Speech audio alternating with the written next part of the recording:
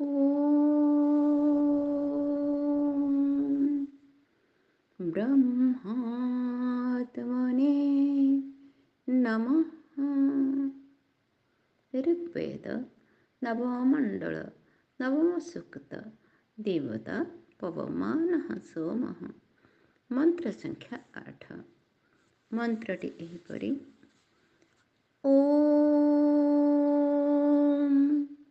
नृनभ्यसे नवीयसे सुक्ताय साधया पयः प्रत्नवद्रोचयारिजः। ओम शांति शांति शांति।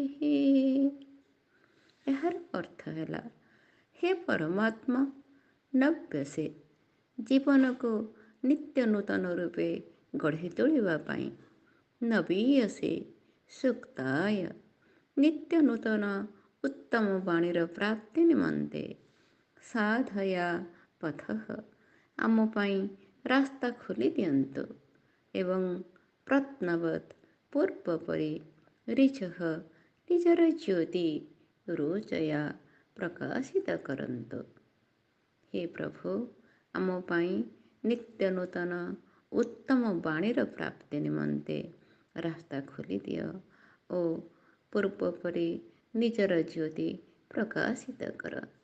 यार भावार्थरे पंडित वैद्यनाथ शास्त्री महोदय कहते, जो मनुष्य निजर जीवन को नित्य नूतन भाव निर्माण करने को चाहे, से नित्य योगयुक्त रही परमात्मा परम ज्योति ज्योतिष्मान होई निजको प्रकाशित करिपारिबो।